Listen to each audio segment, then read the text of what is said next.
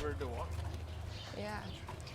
She was saying that this neighborhood's a lot of older people, so it's really quiet, and all the sidewalks are like rammed down. Yeah, no curb. Yeah. Yeah. Which is great. That's awesome. Chloe. We are walking along a sidewalk in a quiet neighborhood with a few, I must say, majestic mountains in the background. We are in Redmond, Oregon, and we are headed to a grassy area off the main road to watch Thatcher at his favorite activity. Yeah. This is him at his happiest, and it is thrilling to watch. My name is Seth Carnell, and this is the Go Shout Love podcast.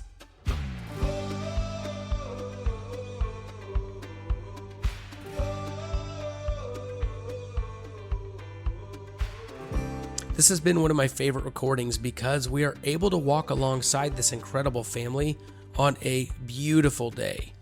Yes, we are talking about a kid on a rare medical journey, including the challenges and obstacles surrounding that.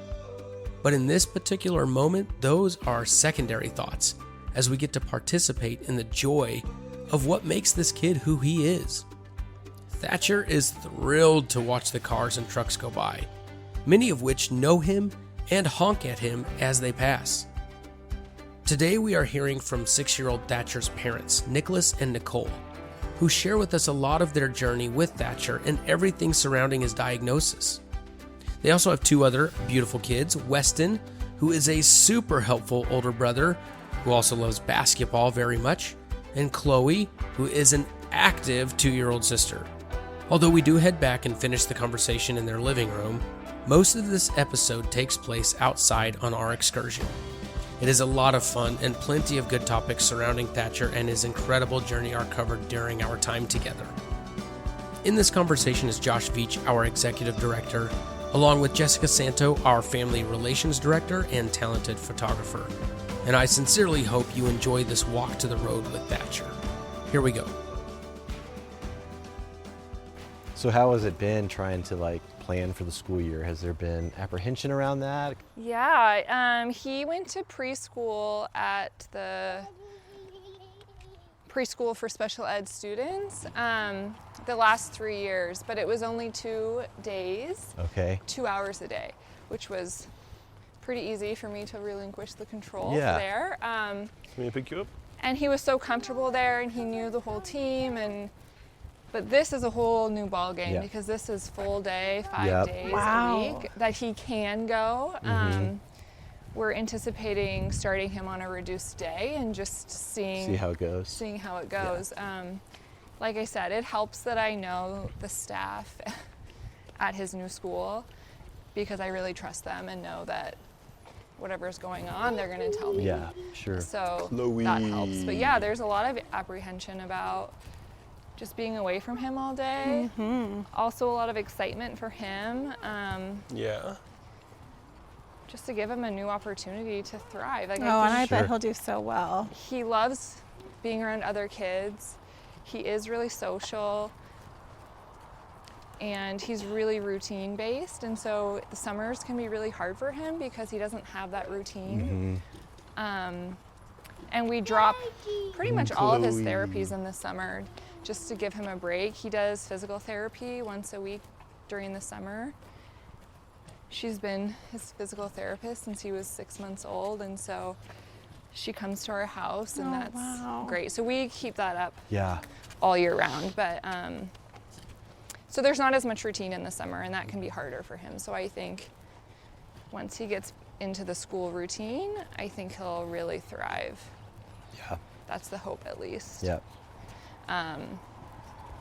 One thing that's hard in thinking about his school day is, when we had his big IEP meeting in May, he wasn't walking. And so all the things that we talked about and all of his goals were under this idea that he's going to be using his wheelchair during the day, Yeah. or he's going to be using maybe a gait trainer. But now, you saw him, Yeah. he's walking, Oh, yeah. and so The now I plan just has worry. to change a little bit to Yeah. accommodate this new opportunity. Absolutely. And what does IEP stand for? It's his individualized education plan. And so a lot of kids like Thatcher will have these plans put into place before school so that their teachers and staff know how to handle things. Is that right? And I mean, for his meeting, there were 16 people there, which is a really big team. Does that stress you out at all, that there's so many people that you have to kind of educate? You know, I feel like I'm really used to that because Thatcher's so unique and our journey with him has been so unique. We've had, I mean, he has about 26 specialists that we work with. And to be honest, like, none of them really know a lot about his condition except the one team that's in Delaware. I mean, that's the only We can do snugs. Do you want me to pick you up? that he has that are familiar with his RCDP diagnosis. Snakes. You want to look for snakes? So working with his school team for preschool, it was the same kind of thing. It was a large team and needing to educate them about him. And Well, and you coming from the educational world, you've been on the other side of the IEP meetings. You've played a role in those, so you know a little bit more what to expect than maybe parents who haven't been on that side. Absolutely. And I know the best ways to advocate for him and his needs, and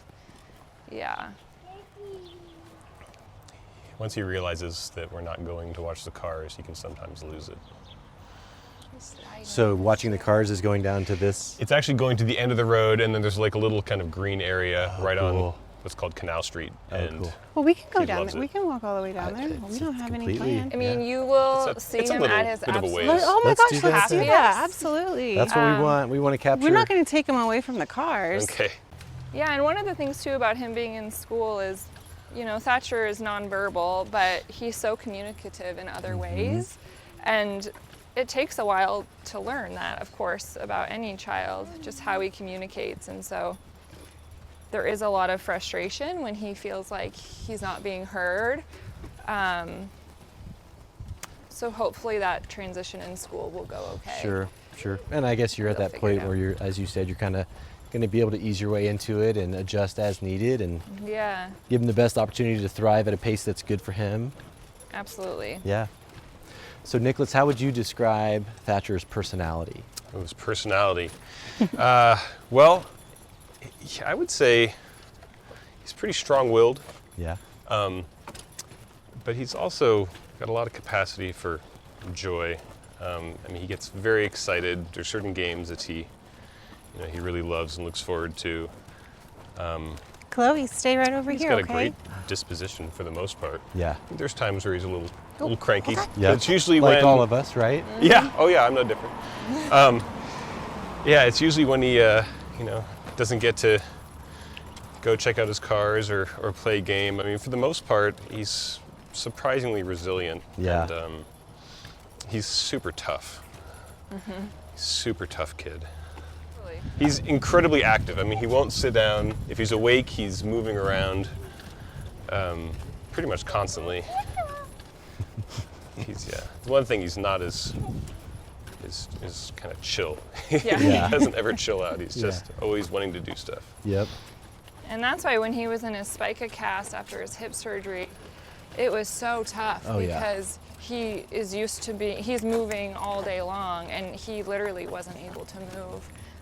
It's like all of his freedom has been taken away. Yeah. So that was really rough. I bet that was. And even when he got it off, he didn't really want to move still because he was so stiff. And but now you can see 6 months later, and he's healed and oh yeah, he's going moving for so it. well. He really is. Nicole, is there anything you would add about his personality that Dad didn't cover? I mean, I think that covers it. I would add that he's very alert and aware of his surroundings. That's a good point. Yeah. Sometimes you kind of wonder, like, how much is he taking in? But you'll see when we get into the house, like, if there's any noise in the house, he turns to look to see, like, did someone just come in or what's happening? Or he's always tracking what's going on in his environment. But otherwise, he's just joyful and he's just really resilient and tough. I mean, he's been through so much in his short little life, and he just keeps showing up, and he keeps fighting This is to really pretty. better. Yeah. He noticed as soon as you. This is a long walk for you too. Yeah, they're running away. Do you want to play run away, Clo? Has he ever seen like a race car or Runaway anything Bro-Bro? in real life? Like, been to a Not track? in real life. When he goes to his grandparents' house, his grandfather is a big NASCAR fan. Yeah. So he does really enjoy watching NASCAR. But this is like his own little personal NASCAR That's over right. here. My gosh, Oh, he's are you getting so excited. excited? He's like, oh man, smell it. Sweet. His eyes just lit up. Yeah, and his whole body gets super excited. Yeah. Oh, He'll- that's the best. I That's would how do he- this like every day. He does it every day, every morning. It's Many like part hours a of the day. routine. This is his favorite thing. Oh. And like a couple weeks ago, when we had our like 105, 108 degree weather, it was just too hot. Oh, yeah. And those were really hard days for him.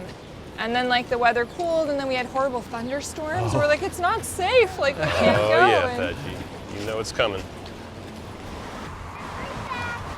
But yeah, the people who live around here, they honk at him. This is the tree he sits under every day. Not that close usually. It's like, it's okay. And they honk and It's wave a at him, and it's microphone. just like his happiest. Oh. Here. I know. We might mic It's you a up great later. idea. I'm not sure. There's also And a then we've microphone thought a we lot go about back like what picture is it about this experience that is so positive for him. Maybe on. Oh, maybe not. I think it's just the air and just being outside and being strapped in. Yeah. Yes. Yeah, Thatchy! You know, in the state of Oregon, I don't know what it's like in other states, but Thatcher is a caseworker through the county, and he qualifies for a certain number of hours per month to have what they call a personal support worker to come into the house and help take care of him. But we've just never gone that route before. And when Chloe was a lot younger last summer, it was like, whoa, I really need help because Thatcher's behaviors started really intensifying, a lot of crying, a lot of frustration. And I was like, we need someone, like I need help. And with the PSWs, they're very strict that person can only work with Thatcher or that child. And I really needed someone who could stay with Chloe if I had to take Thatcher to an appointment, so we ended up finding Mari, and she's been such a blessing to us, and she loves Thatcher. Really, when we hired her, it was like to be with the other kids, and I was going to be with Thatcher, but she took to Thatcher, and she doesn't speak English. She only speaks Spanish to him, and she's always like, he understands everything I say. He is so smart. And at first I was like, but like she gives him directions, and she asks him a question in Spanish, and he'll make his choice if she's like, do you want to do this or this? And he'll pick. I noticed Thatcher's bed in there. Yeah. I like to talk about new equipment that we see. Yep. Beds are like a pretty big deal because they can be very, very, very expensive. The sleep safe beds. What's this one like? This looked like a tent. It's called the Safety Sleeper. Yeah. Is that what it says on there? Yes. Um, And it doesn't allow him. Can he roll out of it? It zips up. So, no, he cannot get out of it. He outgrew the crib, and obviously, they say cognitively he's about the age of a 12 to 15-month-old. So what do you do when you have a child who can't fit in a crib, but developmentally it's just not appropriate to put him in He's just too big. a toddler bed? So we started pursuing different options, and you're right, they're all so expensive.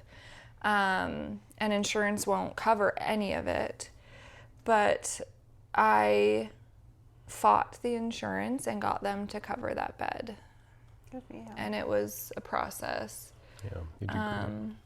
And yeah, so we got it covered, and it's great. I mean, he can climb in and out of it, Well, it and looks like a fun bed too. Like it looks Yeah. like a fun little kid bed.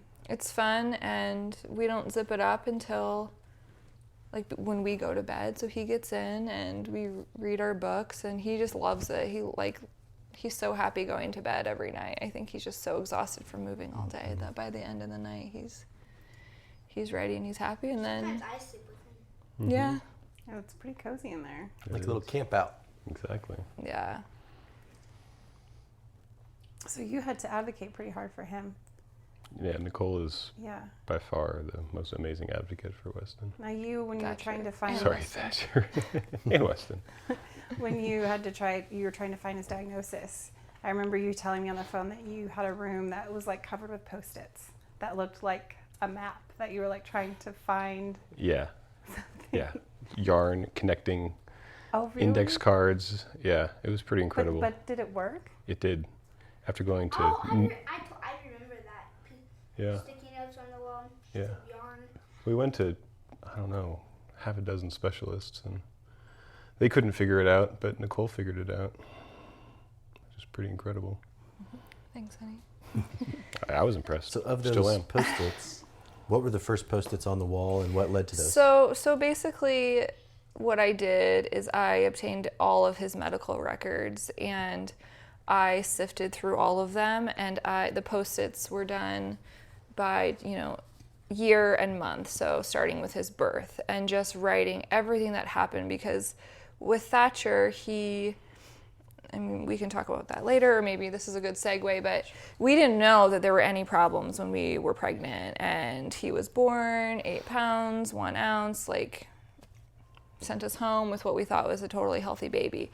And so right away, problems started, and it was kind of like peeling an onion. It was like layer after layer. There was always a new diagnosis, a new problem.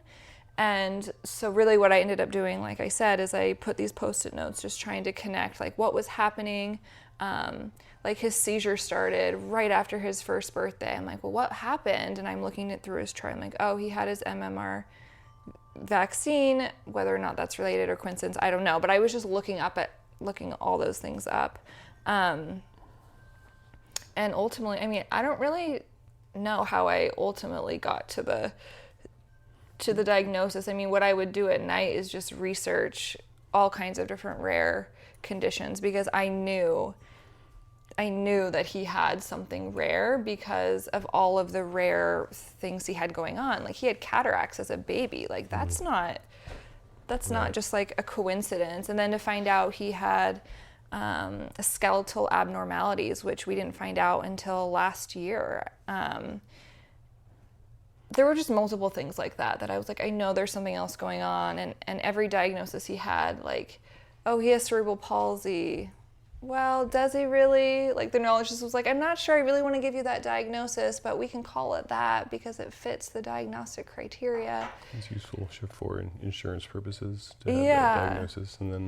And same with autism. Like when he was almost 3, they gave him an autism diagnosis, and it was like, well, he fits the diagnostic criteria, but he does have a lot of strengths that most autistic kids don't have, so it's not really the best fit. Then we both got the gene sequencing, and that's how you figured it out, I thought, from your genes. We did whole exome sequencing. I'm sure you've heard of families talk about that. When he was 18 months, and it took about 6 months to get the testing back, and they didn't find anything. It was inconclusive. So we were told he does not have a genetic condition. Whatever's going on, like he has all these things, are probably just unrelated, like the seizures and the cataracts and the delays and everything. And then when I came across RCDP, I remember I was like in bed, you were in your music studio, and I was like texting him, and I was like, I found it, like come inside. Because I read the symptoms, and it was Thatcher, like to a T. And I called the geneticist the next morning at Dornbecker Children's Hospital in Portland, where we go, and I said, did you look at this gene, PEX7, like when all this testing was done? And he's on the phone with me, and he's like, looking it up. He's like, well, we looked at PEX1, PEX2, PEX3, and he kind of pauses, and he's like, for some reason, PEX7 wasn't looked at. And I was like, what do you mean it wasn't looked at? And he's like, well, it was an error. Like it wasn't on purpose, of course. So we sent in new samples and just looked at PEX7, and then that's how we got the diagnosis. It came back as, yes, he has the mutation. And was it just random research that led you to that diagnosis as a possibility, and then you kind of worked backwards to this is the gene that's impacted, and then so you didn't have anything pointing you that direction, you just were kind of researching. Hence the index card and the string. You were just following the CSI outline. It was a mystery, and you went down that rabbit hole. I went down that rabbit hole, and you caught the rabbit. I was just looking at all kinds of different rare conditions, and also what had happened was I did genetic testing for when having Chloe is a whole different situation. But it came back that I was a carrier for RCDP, which at the time meant nothing to me. Like, it didn't cross my mind that I was a carrier for a few different things, and knowing that it's a form of dwarfism, I was like, well, I for sure had my own, what's the word? Kind of, I don't know.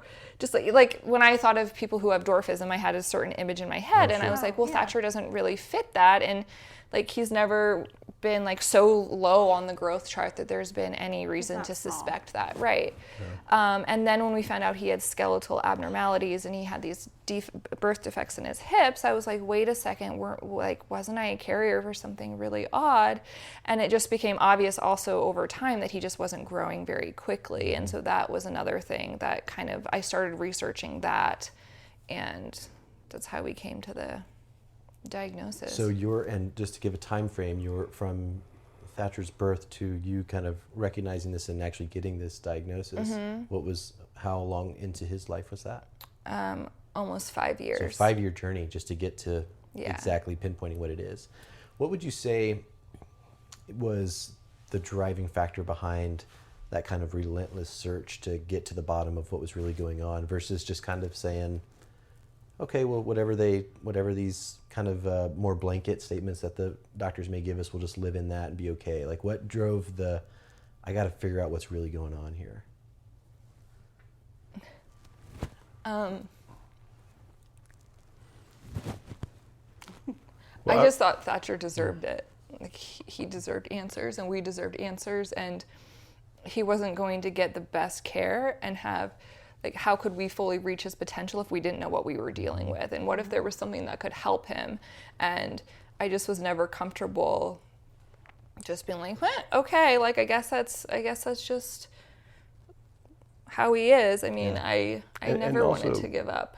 Yeah, no, you were amazing. I mean, also none of the diagnoses that we got were all that accurate. I mean, it wasn't a sufficient enough answer. No, yeah. They didn't seem to be right. Autism didn't seem to be. I never bought that. So, yeah, in some ways, it just. I mean, maybe had we been given something that kind of. He had a lot of weird. I guess you call them symptoms or just characteristics that didn't really fall under. What a lot of the diagnoses stipulated. So, How would you say landing on that and actually getting to a diagnosis has changed the game emotionally for both of you, as well as practically in how you're able to care for Thatcher? I think it's been very significant. I mean, knowing what he has and actually understanding the condition rather than just being this unknown. When it's an unknown, you don't know if potentially there's something that is out there that could help him, and so you always have this kind of uneasiness that maybe you're not doing enough. But once you actually figure out, what it is, then you can kind of pinpoint his treatment. So I think it's. I mean, it's sad, but it's also. I think it's a big load off. Knowing what he actually, what he actually has, rather than just kind of guessing. Sure. Yeah, I mean, and for me, the most significant part was, for the first time in his life, we got him in front of doctors who understood who he is, and that was really important to me. Like Nicholas said, I mean, we had taken him to so many specialists, and no one could tell us, and everyone was kind of making guesses. And then when we found Nemours Hospital in Delaware, they're the only hospital in the country working with kids with RCDP, and we knew we needed to get there. And so within a couple of days of getting the diagnosis, I was like talking to them and telling them about Thatcher and setting up appointments and getting out there, and just, it was really important and valuable to just have him seen. I mean, really be seen. And yeah. Do you feel a relief now that you have a diagnosis, or does having a diagnosis now come with another level of emotions? Both for me. I mean, it's a relief because I know that I've done everything that I can to find answers. But there's also a lot of heartbreak that comes with that because of the prognosis for these kids. And so it's really bittersweet, for sure, for me. Yeah, likewise. We touched on what the diagnosis is like in a high level, and I think even using the acronym, but could you tell us, somebody who's listening and hasn't heard of this, can you explain just the title of the diagnosis and what's most common, and then kind of you talked about the two different categories and explain where Thatcher fits into that. Sure. So the long name is called Rhizomelic Chondrodysplasia Punctata. There are a couple different types. He has the mild or non-classic form, and it causes intellectual disability, cataracts, skeletal abnormalities, heart problems, which we just learned in April of this year. That was like the next layer that we found out about his heart problems this year. Gosh, what else? What about his seizures? Seizures, thank you. That's a pretty big one for him, right? Yeah, and yes. And that seems to be, all of those symptoms are commonplace with all these RCDP kiddos. And the seizure management is definitely, for me, the hardest part is just watching him go through that every day and knowing, and we've been told by the neurologists, he has 3 or 4 neurologists now, and they're like, we're out of options for treating them, so that what you see now is the best that you're going to hope for. You said he has about 50 to 100 a day. Yeah. He's had, 2 that we know of so far since we've been here with you guys.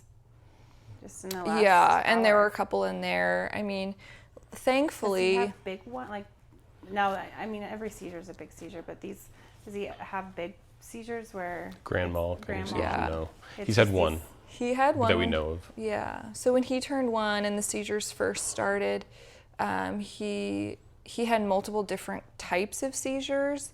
One of them was a grand mal that lasted over 5 minutes, so we had to call an ambulance, and the EMTs came and everything. But we got him on medication, and they were totally controlled.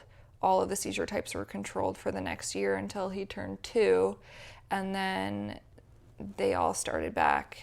And over the years, he's been on so many different kinds of meds, and the only one that we can't control are these myoclonic jerks that he has, which thankfully... I mean, as far as seizures go, I think it's probably The best best one to type. have. It could be, yeah. Yeah, definitely. But they're exhausting for him, and they are it's hard to learn when your brain is constantly misfiring like that. And I'm sure it's hard to watch as mom and dad. Like, there's nothing you can do, and you know that it's uncomfortable, and nothing you can't fix that, and I'm sure that's tough. Yeah. It is, but... So you've seen, or we've heard a lot about his medical life, but he seems like a really happy little boy. I mean, he lit up with those cars. What other things does he love to do? He loves watching Weston play basketball, and now that he's up and walking, he's having fun playing. Or I'll hold the basketball, and Thatcher will hit it, and I'll shoot it for him, and he just lights up. You said you told a little story when we were walking, and I don't know if we were mic'd up, but about how he's always wanted a brother to play basketball with, and then you finally got it, and that was a couple days ago, right? Yeah, he was playing defense. Yeah. Knocked the ball right out of your hands. And he was saying how it was the best day of his life to have a brother who can play with him in that way. That's Yeah. awesome. And Weston also plays a lot of basketball with some imaginary characters, and the Thatcher is one of the imaginary characters. Not that he's imaginary, but within the game. Yeah. He's the best. He's the best of the players in the games. Yeah, Weston always includes Thatcher in all of his games, and Thatcher's always the best, like the very best player in all of his games and stuff. Yeah. But what else does he like to do? He loves looking at books. Yeah. He loves smashing the ball around the house. Loves fast cars. He loves fast cars. Likes wrestling. He loves to eat. He loves to He eat. does. To eat. And does he And still have his G-tube? he has his G-tube. But he's able to eat by mouth too. Yeah. That's nice. And it's crazy just looking back. I mean, he wasn't self-feeding until last year. Now he can self-feed, not with utensils, just with his hand. But he was only eating pureed baby food like 2 years ago. And in the 2 years since, he's just made so much progress. Do you see something that might have caused all this progress? Because, well, he had surgery for his hip, so that's causing him to walk better. But anything that... One thing I've noticed is when we were trying to treat the seizures, we went through a lot of different medications. And I feel like the medications they were very hard on him. I mean, it kind of kept him in this state where... I don't know, am I wrong about that? No, you're absolutely right. He seemed like, the side effects of the medications were very impactful. And once we kind of stopped any of that, then he was able to kind of make some progress, I think. And he had his G-tube placed last January, so of 2021. That made a big difference too. And he had the tube placed because we wanted to try the ketogenic diet for his seizure control. But he came out of anesthesia from the surgery, and he didn't have a single seizure for 10 or 12 weeks. Yeah. Like something crazy. And that at that time is when we saw him starting to make progress, because he wasn't having seizures all day, every day. They slowly came back, and now they're a big problem again. But that's when I noticed also a huge change. Like that's when he started self-feeding, taking some steps. Yeah. And then the irony of it was then we got his RCDP diagnosis, and the keto diet wasn't a great option for him because of some dietary restrictions. We still use the G-tube for hydration and medicine, and he does get some formula through it, but he loves to eat. Yeah. But yeah, he's a happy kid, and we're just proud of him for everything he's gone through and still being so happy most of the time. Nicholas, you mentioned that right before you had to make the decision to have this surgery, the hip surgery, that Thatcher was just starting to walk a little bit. I'm curious if you had concerns about whether the surgery was the right move and whether progress would be easier or better on the other side of that, or if you made the statement, I think earlier, that you didn't know if you'd ever walk. And I'm curious with that context, how you went into deciding whether or not to have that surgery. It's a good question. I mean, I wasn't sure that he'd walk at all. And so when he did start walking, how long before the surgery was he walking? Like a month? He just started taking his first steps, and then we had this surgery that, I become a little apprehensive about medical intervention, also because so many specialists have just been kind of wrong about him. That would be very frustrating. And so he just starts walking, and then we're going to break both his hips and kind of stifle this progress. So I was fairly uneasy about that. You were calling the surgeon. I did. Like I talked to him. Before, his personal cell phone. I was calling him, and I had a long talk with him about, is this really something that's necessary? Is it really going to help him long term?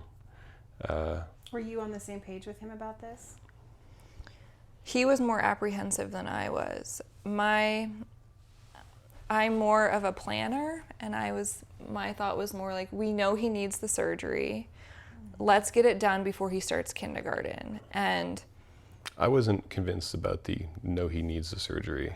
I knew that the doctor said he needed the surgery. I wasn't totally sure about that personally. So how did you two navigate that together? That's interesting. Carefully, like everything, with Thatcher. You trusted my mom a gut, I think. I did. Yeah, and I asked a lot of questions of the surgeon, about other kids who'd had this operation and how necessary it was. So And I think it's nice too that you allowed him to go and question the doctors and do his own research, even though you'd already done it, to kind of help him get the confidence to make the decision too. Yeah. Absolutely, yeah. And I mean, to add to that, I mean, the point of the surgery wasn't to help Thatcher walk. So that it was never presented in that way. It was more that he had this defect where his legs were in the wrong position. And so like before the surgery, he had no abduction in his legs, which was making it more difficult for him to walk for sure. But like he couldn't open his legs. And the idea was like the more that he grew, the worse that defect was going to be. And on top of that, he was at a higher risk for fracturing his hips. And so it was presented like if he fractures a hip, then we're in like big trouble because all of his medical care is in Portland. So we have to drive 3 hours. They don't have pediatric hospitals where we live. And he was like, you just don't want to be in a situation where you're in an emergency, like this needs to happen now and you're needing to transport him to Portland, as opposed to being able to plan the surgery and know that it is needed. And so to me, it was just as a planner being like, well, we know we're going to need to take this time to go to Portland. We could make arrangements for our other kids. We can have it done, do the rehab, get him better during the summer so that he's ready to go to school in September. Yeah. And I think it was the right choice. It was the right choice, yeah. But my concern was also that, I mean, if he's one of 15 kids in the world who has this, then how well do you really know how he's going to respond to a surgery like There's this? There's not a lot of other cases to compare. There's not a lot of research on this. Apples to apples to. Yeah, that makes sense. So, was there anything that the surgeon did or said that kind of finally got you over that ledge and feel like, yeah, I'm on board with this? I don't know if there was one thing. I think it was the aggregate of all the questions Sure. I asked and just kind of getting a feel for, I guess just his general quality of life would be improved by this. I mean, but I was nervous throughout the whole surgery and afterward, and when he was in his cast. So I mean, I didn't really feel better until he started walking a couple again. days ago when he started. Yeah, So pretty much. As we record this, we're about 6 months or so after the surgery, and he's moving just incredibly. Like I said, I never really thought that he would be doing that. Yeah. And What's it like as dad to see him walking? It's amazing. I mean, it's real. I mean, really, I know this sounds kind of silly, but it really does feel like a miracle. I mean, I'll be sitting on the couch and Thatcher will just come walking in from the hallway. I mean, I know that seems ordinary, but when you're not used to it and you didn't think that was a possibility. I mean, it's incredible. He'll walk around like the island just on his own. What do you think that speaks of him as a person and as the character and the fight behind him? Yeah. I mean, you just can't count him out for anything. Who knows? Like, he might be flying in a few years. I mean, it really. I just it's you gotta change your expectations or just not have any at all. I mean, Don't count him out. That is great. yeah, he surprises me every day. Yeah. And yeah, he's remarkable. Nicole, what does Thatcher do that puts the biggest smile on your face? Well, these days, I think it's just seeing him walk. I mean, not to be repetitive, but like when I see him turn the corner and the look on his face, I mean, he is so proud of himself. Like he knows that he's accomplished something and he's proud of himself and he has the biggest smile and he just runs and just like collapses into me and it's... And he started running. I mean, walking to literally running. I mean, Yeah. Part of that's probably like, oh, Yeah. okay. It's like, oh, we wanted this, and now we're like, yeah, oh for sure. my. He gets some momentum, and the walk turns right. into a run, and it's a little scary, but yeah. But also just hearing, he has the deepest belly laugh. Like when he gets excited about something. Lately, it's been reading Brown Bear and the Brown Bear book.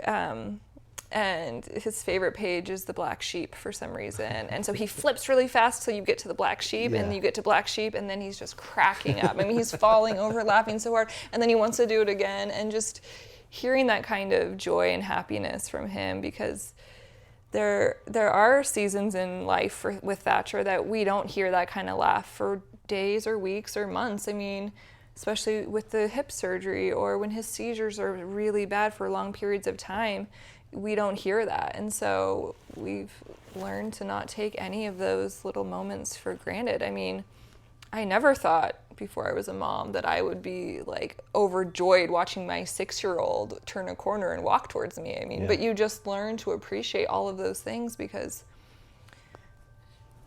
we never knew that those kinds of things would happen for Thatcher. And when that deep belly laugh is missing, when it comes back, it's the most beautiful thing. Yeah. He's got the capacity for a lot of joy. Yeah. He does, yeah. I don't know if we covered this in the beginning, but siblings are, so Weston is 8. He tells us he's 8, but he presents as a 28-year-old. He's got everything so wise and dapper. Yes, and humble and respectful. An awesome big brother is what Weston is. But he is a Lakers fan. I know. Yeah, Nobody's don't perfect. just edit that We're not supposed to say that. I was not supposed to get Thatcher is 5, getting ready to turn 6 as we record this. Yes. And then little sister is Chloe, and she's 2. And you referenced earlier that having Chloe was a big deal, or like this, I'm assuming you meant like deciding do we grow our family was kind of a big deal. Is that kind of what you meant by that? Yeah, I mean, it was obviously really scary to roll the dice again. Well, and now at that point too, did you know you were a carrier or not yet? No, we didn't. And how old was she when you found out that you were a carrier, or were you pregnant? I was pregnant, but it didn't mean anything to me to know that I was a carrier for that, because I didn't think that Thatcher had that at that point, because some of the symptoms on the symptom list hadn't presented themselves yet for Thatcher. So, but yeah, I mean, it was a huge decision. Our hands were full for sure already, but we knew we wanted another, and we knew we wanted another for Weston. Yeah. And speaking of how wise Weston is, just the other day, he's like, we were on a walk, and Weston was like, did you have Chloe just for me? I kind of feel like she was a present just for me. Like, she plays with me and interacts with me in ways that Thatcher doesn't. But yeah, and a lot of people were like, what? You're doing this again? Like, isn't it scary? How did you feel about that? Because that's it's an interesting comment to make, but I think that a lot of parents in your position probably hear that. But is it kind of a hurtful thing to hear? Yeah, because absolutely. why are you not deserving of growing your family, and Thatcher having siblings? Right. It doesn't feel good. I mean, and even if we did have another Thatcher, like, how awesome is Thatcher? Thatcher's awesome, and there are some really, really challenging parts of having a child like Thatcher, and I'm not here to sugarcoat that. Like, there are things that are really hard, but there are things that are also really beautiful, and he's changed us in the best kinds of ways. And so yeah, if we would have had another child like Thatcher, we would have had 2, and it would have been. We just move over to Canal, though. We would just have to live right on right by the fast cars. Yeah, by one of those Especially houses. kids love cars. Yeah. Just open up the window, set the chairs out there. Yeah. Nicole, you mentioned that Thatcher has changed you guys in beautiful ways, and I'm curious, how have you specifically seen that in Nicholas? How have you seen Thatcher impact him? You know, Nicholas and I have been together for 15 years, married for 14, and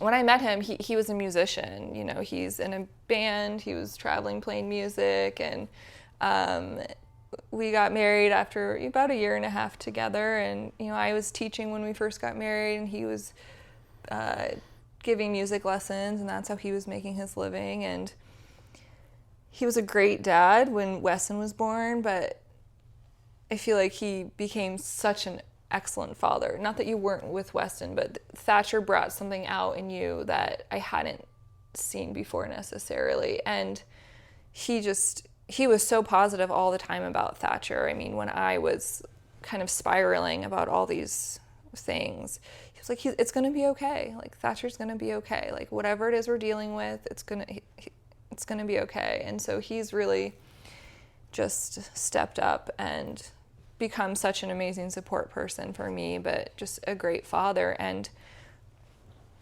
you mentioning that I was an elementary school teacher for almost 10 years. And when Thatcher's seizures got really bad, it just became clear that I couldn't work anymore. I couldn't keep missing work to take him to appointments. And frankly, I also just couldn't find childcare for someone who had those kinds of issues going on. And so there's been a huge shift in Nicholas also just needing to provide for the family with one income. And he started I guess you started your own business before I quit my job.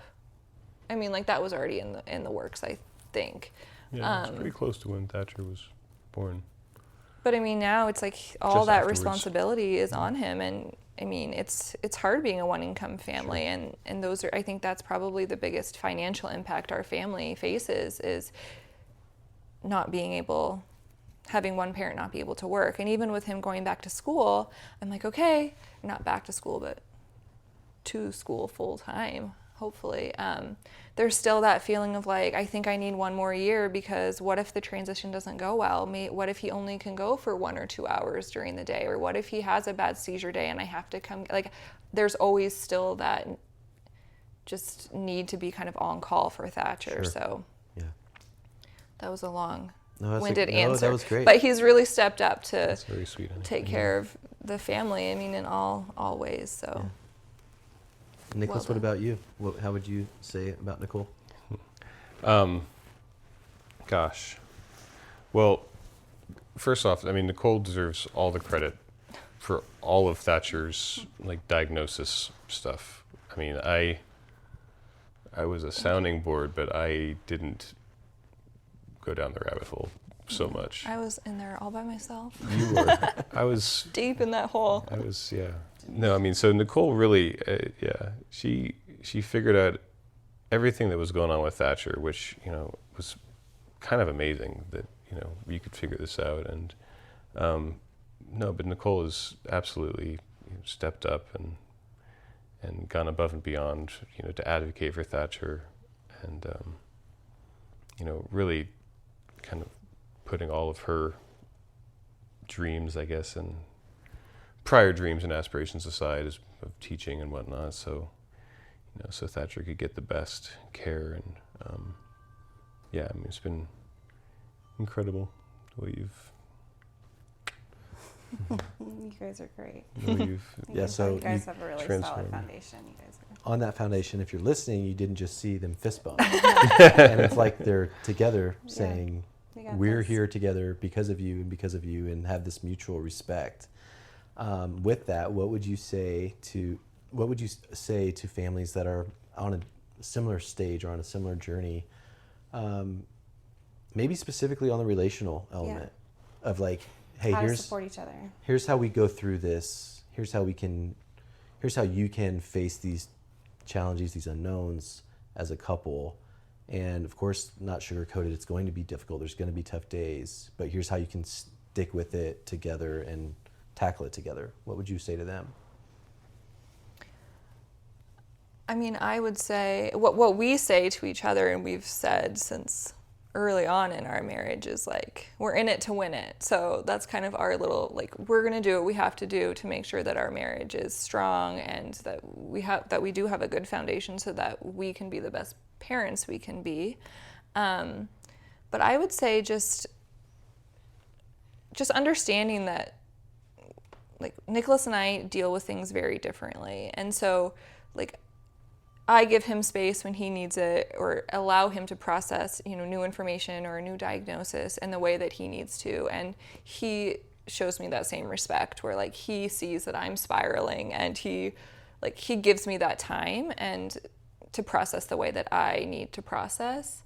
But we also have another little saying about like one of us being the beacon, like, okay, I'm really struggling, and so I need you to like step it up for me, and vice versa. Like when he's really struggling with something, like, okay, I'll be your beacon, I'll be that person. And so just allowing for that kind of give and take relationship, like, okay, I see that you're really struggling with this. I'm going to kind of pick up the slack in this area, or vice versa. Would you say that's accurate? Yeah, no, absolutely. That's well put. I think it's partly just our personality differences. Yeah, we're able to be complementary on our best days. On our best days, yeah. Yeah. I mean, like But any it's hard. couple, I mean, it's hard. Yeah, Sure. it's tough, for sure. But you're in it to win it. So. But we're in it That's to win true. it. In it to win it. And sometimes I'm like, are we still in it to win it? Okay, yeah, good. You're okay. We're good. Yeah. Oh, you guys are great. Yeah. Well, yeah, you're Very crushing it. refreshing. Thank you. And it's been awesome to get to meet you guys and all three of your kids. They're Thank all you. really cool in their own way. And thank you for letting us invade your space for a little bit. It's been really great to get to meet you. And Likewise. we're really, really excited to shout all month long for Thatcher. And thank you guys Yeah. for what you do. This Absolutely. is really cool, and it's nice to get to showcase Thatcher. And Sometimes it's nice just to sit and talk about your awesome kid. Yeah. yeah, it's true. Well, But and it's just nice to be able to connect with other families in similar Absolutely. roads. I mean, because it can be, I'm sure all the families talk about this, I would think. Like, it can be really isolating raising lonely. a child Yeah, that like is true. Thatcher, where people don't understand. I mean, there are just things about our day-to-day life that make certain things hard, and days Yeah. where it's like, well, we're not leaving the house today because X, Y, or Z, or no, we can't go on that play date or go to story time or whatever. And just going back to your question earlier about getting a diagnosis for Thatcher, like once I was able to connect with other moms of other RC, like Hannah, and different like parents, it made a world of difference for me just You to kind of know. feel like you're not alone in the boat. Yeah. Yeah. And so that's what I'm most excited about, this opportunity that you guys are giving us, is to share Thatcher with the world, because everyone should know Thatcher and how awesome he is. But also just to make connections with other families like ours. If you are new to Go Shout Love, here is what we are all about.